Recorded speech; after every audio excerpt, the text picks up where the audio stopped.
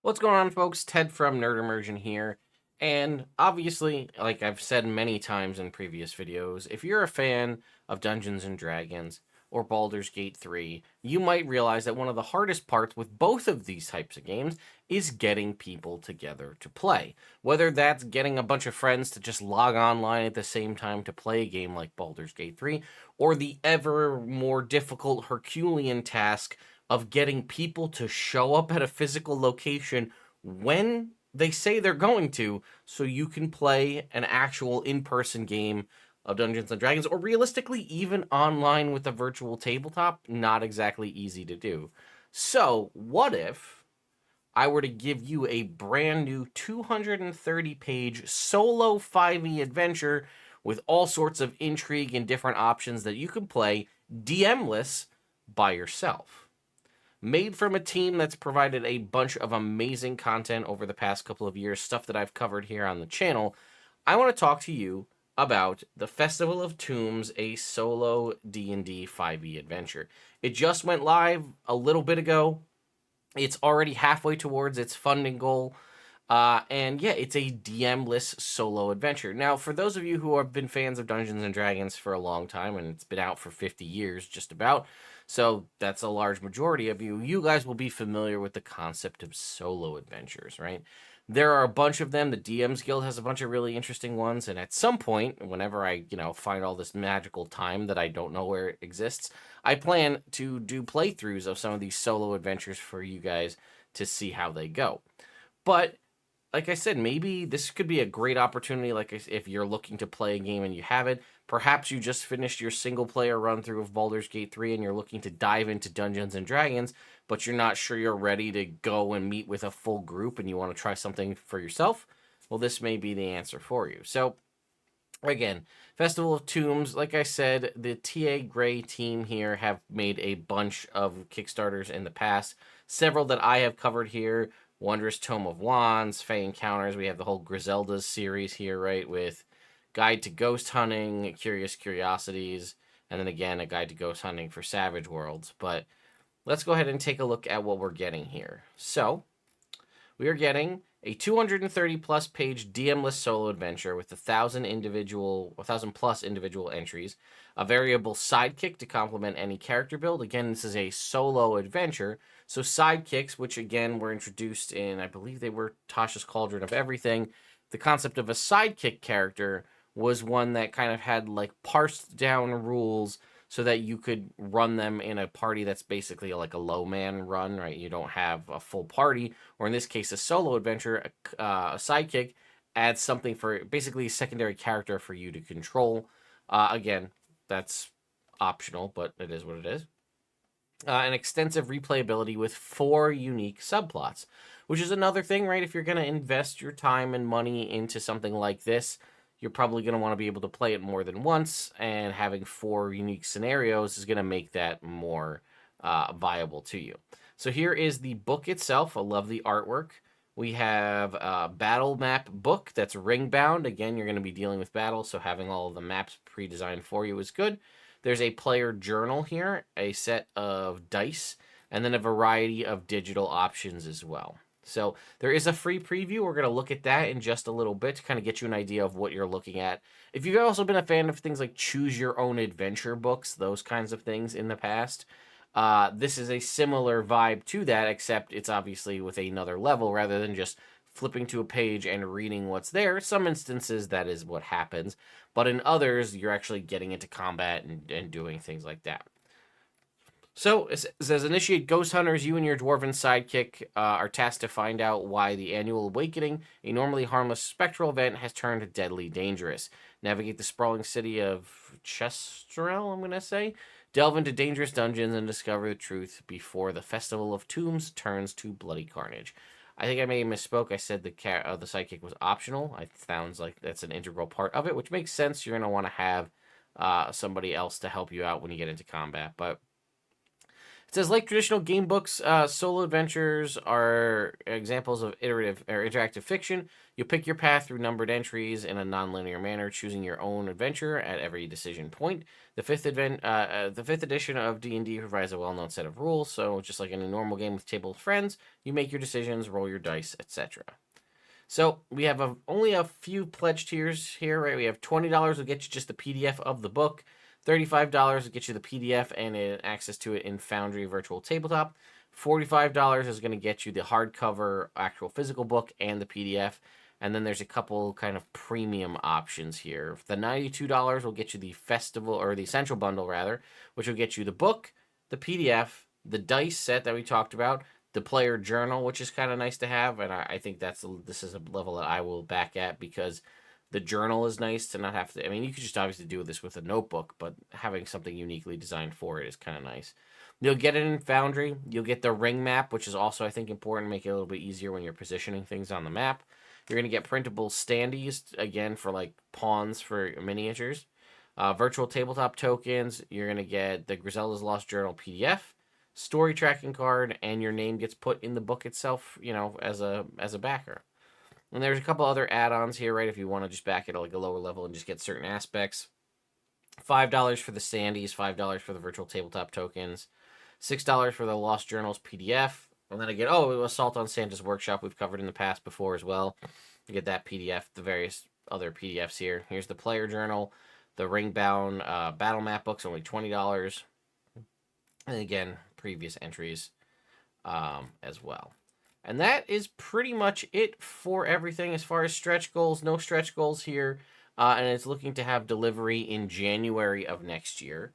So let's go ahead and take a look at our preview. So here it is. This is a 56-page preview. So it's not a short preview if you really want to get an idea of how this is going to work.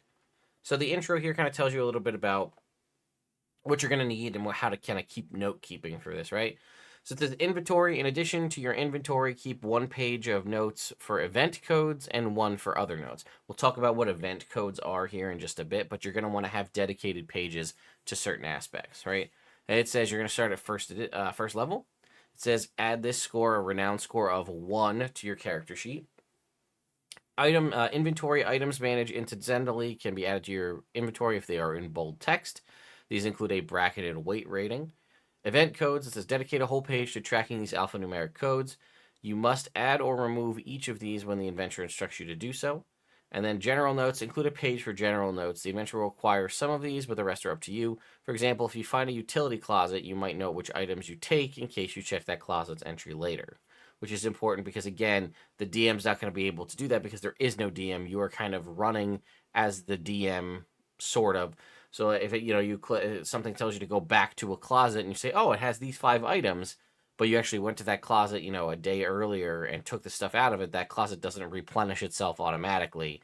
You just need to know. All right, so here are the kind of rules. It's going to break it down for you. Non-combat rules use the following rules. 1, roll. These rules affect all ability checks except where the adventure says otherwise. Your party can try a check only once, even if you leave and return to that entry. You decide which party member will make the check, you, Abelard, or another companion like a familiar. It must make sense for the creature to perform the task in question. All right, obviously, you're going to have to use a little bit of common sense here. You are kind of playing through it like this. So, who's going to make the check, and you get one shot at it. Checks outside combat cannot benefit from the help action. The difficulties given in narrative play already anticipate some degree of teamwork whenever it's possible. In your own time. Outside combat, you're not much limited by the rules that govern time. You can pause to freely use your items, traits, and features at any point unless the context of the adventure suggests otherwise. Context is something you must interpret for yourself.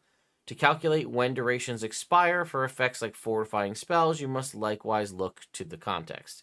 It says loot. After combat, you must judge whether there's time for looting foes. Remember, it takes 1, 5, or 10 minutes to doff a suit of armor. Note that each stat block lists the foe's items you can take as treasure, wresting them away in combat or looting them from a fallen. And then lastly, combat. Right, combat write-ups often include these elements. Maps. The adventure includes a set of named combat maps, each with numbered icons or individual starting locations.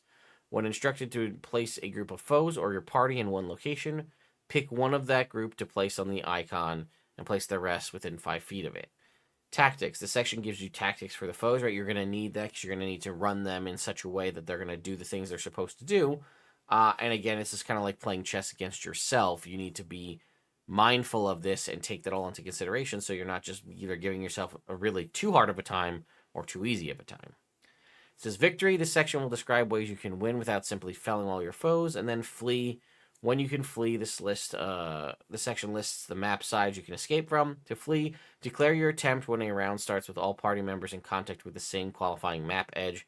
At that round's end, if all conscious party members were intact with that edge for the whole round and none of them became prone or had their speed reduced to 0, the attempt succeeds. And then here we get into the prologue. Now, I'm not going to read too much through the story here, but basically we get to this point at the end of it, which says, at each option set like this, navigate to the entry with the number preceding your choice. Your choice here will greatly impact the adventure beyond this prologue. So you can see we have, you're meeting a hated foe in Chesterel, someone with whom you will fight a duel. You're going to request medicine from a temple that will save your hometown. You intend to find your family's valuable missing brooch and steal it back, or you're going to a past paramour's home to confess your continuing love. I think we're going to go with the hated foe because that sounds pretty cool. So we're going to go for 0163 is what the number we want.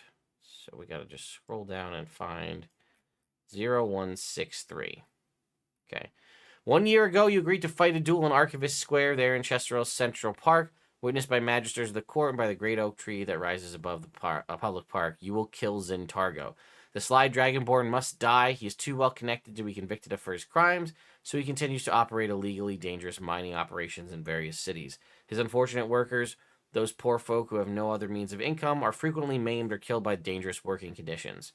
One of those maimed and discarded folks was your uncle. Though he was no longer fit for labor, he dedicated the rest of his life to justice. He investigated Zintargo's mining business and built cases against the callous dragonborn in each city where his mines operated.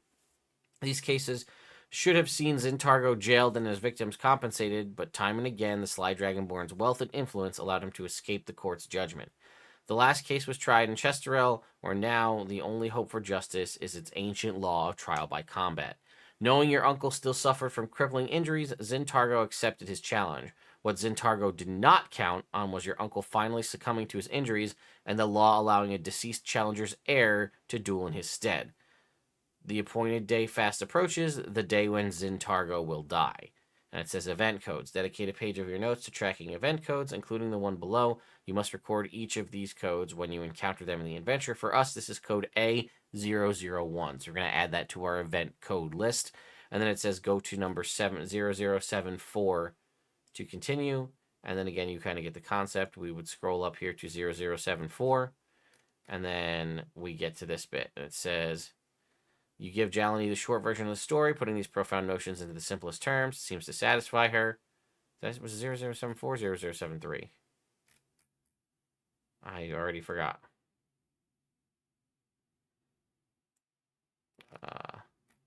Yeah, 0074. Okay, my bad.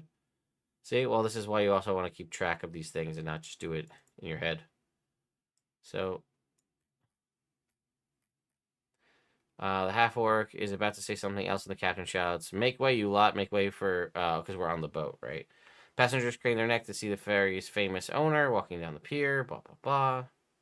And then it gets to the end, your selection. This particular set will greatly impact the adventure beyond this prologue. What time are you attending, right? We talked about how there was 4 scenarios. You're attending around the winter solstice, the autumn equinox, the summer solstice, the spring equinox, and so on. You get the point. We would continue on this and then continue our way through the adventure and see what happens. So there's a lot of really interesting stuff here. Again, the team behind Festival of Tombs is a fantastic team. They've put a lot of amazing work in. Again, you can go back and see a lot of their previous stuff covered here on the channel. So again, a huge thank you to them for sponsoring this video. Like I said, their Kickstarter just went live a little while ago, earlier today. So it was at about half funding goal. And if we check it right now, it's still sitting around that about halfway mark.